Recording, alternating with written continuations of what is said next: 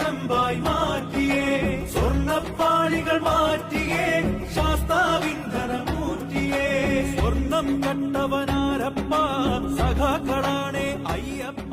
ഇത് എഴുതിയത് GP ചാലപ്പുറം. അദ്ദേഹം പ്രവാസിയാണ്, നാദാപുരത്തിനടുത്തുള്ള ഒരാള്. ഞാനും അദ്ദേഹത്തെ നേരിട്ട് കണ്ടിട്ടില്ല. പിന്നെ നമ്മുടെ മാധ്യമപ്രവർത്തനക്കായ ഹയ്യ്, അദ്ദേഹത്തിന്റെ ഒരു പ്രോഗ്രാമിലാണ് ഞാൻ ആദ്യമായിട്ട് പാടുന്നത്. സഖാക്കളാണേ അയ്യപ്പ. ഒരുപാട് അയ്യപ്പ ഭക്തന്മാരായിട്ടുള്ള അമ്മമാരും അവരൊക്കെ കുറെ വിളിച്ച് അയ്യപ്പഭക്തന്മാരെ വിളിച്ച് ഇത് അയ്യപ്പ നിന്നെ കൊണ്ട് പാടിച്ചാണ്, അങ്ങനെയൊക്കെ കുറെ കമന്റ് ഒക്കെ പറഞ്ഞിരുന്നു. രാഷ്ട്രീയം നോക്കാതെ നല്ല പാട്ടായി.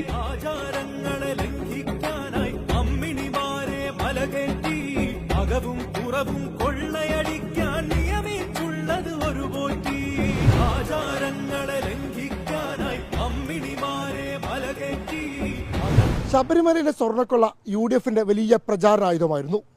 എന്നാൽ ആ പ്രചാരണത്തെക്കാൾ മേലെ അത് തരംഗമാക്കിയ ചില വരികളുണ്ട്. പോറ്റിയെ കയറ്റിയെ അല്ലെങ്കിൽ സ്വർണം കട്ടവനാരപ്പ സഖാവാണയ്യപ്പ തുടങ്ങിയ ഈരടികളാണ് യഥാർത്ഥത്തിൽ ഇത്തവണത്തെ തെരഞ്ഞെടുപ്പിൽ വലിയ പ്രചാരണായുധം മാറിയത്. ഒരു പാട്ട് ഒരുപക്ഷെ ഈ തെരഞ്ഞെടുപ്പിൻ്റെ റിസൾട്ടിനെ പോലും വലിയ സ്വാധീനം ചെലുത്തിയിട്ടുണ്ടാവാം. ആ പാട്ടിന് ശബ്ദം നൽകിയ ആളാണ് എൻ്റെ കൂടെയുള്ളത്, ഡാനിഷ് മുഹമ്മദ് അല്ലേ? എവിടെയാണ് വീട്? ഞാൻ മലപ്പുറം കൂട്ടിലങ്ങാടി പടിഞ്ഞാറ്റുമുറ. എങ്ങനെയാണ് ഈ പാട്ടിലേക്ക് എത്തുന്നത്? ആദ്യം ഇതൊരു രണ്ടുപേര് പാട്ടെന്ന് പാടിയാൽ നമുക്ക് നാല്.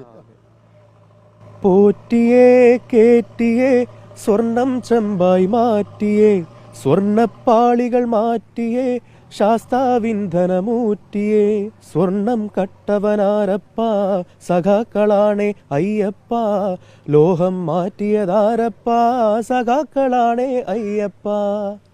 എന്നാലും ഈ പാട്ട് കേൾക്കാത്തവരാരും എന്തായാലും ഇത്തവണ കേരളത്തിൽ ഉണ്ടാവില്ല എന്ന് ഉറപ്പാണ്. കാരണം അത്രയേറെ വൈറലായി മാറിയ പാട്ടിൻ്റെ ആശാങ്കുഴിയാണ് എൻ്റെ കൂടെ ഉള്ളത്. എങ്ങനെയാണ് ഡാനിഷിന് ഈ പാട്ടിലേക്ക് എത്തുന്നത്? ആര് എഴുതിയതാണ്? ഇത് എഴുതിയത് GP ചാലപ്പുറം. അദ്ദേഹം പ്രവാസിയാണ്, നാദാപുരത്തിനടുത്തുള്ള ഒരാൾ.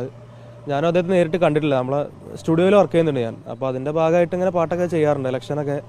അപ്പോൾ അങ്ങനെ നമ്മുടെ ഹനീഫ മുടിക്കോട് സംഗീതമൊക്കെ ചെയ്യുന്ന ആളാണ്. അദ്ദേഹമാണ് എന്നെക്കൊണ്ട് ഇത് പാടിച്ചത്. സുബൈർ പന്തല്ലൂർ അദ്ദേഹമാണ് ഇത് പ്രൊഡ്യൂസ് ചെയ്തത്. അങ്ങനെയാണ് ഈ പാട്ടുണ്ടായത്. പിന്നെ നമ്മുടെ മാധ്യമപ്രവർത്തനക്കായ ഹയ്യ്, അദ്ദേഹത്തിൻ്റെ ഒരു പ്രോഗ്രാമിലാണ് ഞാൻ ആദ്യമായിട്ട് പാടുന്നത്, അതായത് എന്നെ കൊണ്ട് പാടിക്കുന്നത്. ആ വീഡിയോ അന്ന് കുറേ വൈറലായി. അതിന് ശേഷമാണ് കൂടുതൽ ഈ പാട്ട് ഇങ്ങനെ കേൾക്കാൻ തുടങ്ങിയത്. പാടുമ്പോൾ വിചാരിച്ചിരുന്നത് എത്രത്തോളം വലിയ ആവേശത്തിലേക്ക് മാറുന്നത്? ഇല്ല, ഒരിക്കലുമില്ല. നമ്മൾ സ്റ്റുഡിയോയിൽ വരുന്നൊരു വർക്കിൻ്റെ പോലെ അങ്ങനെ പാടി രാഷ്ട്രീയമൊക്കെ ഉണ്ട്, എന്നാലും അങ്ങനെ അത്ര ഇത് പെട്ടെന്ന് കത്തുന്നൊന്നും വിചാരിച്ചിട്ടില്ല.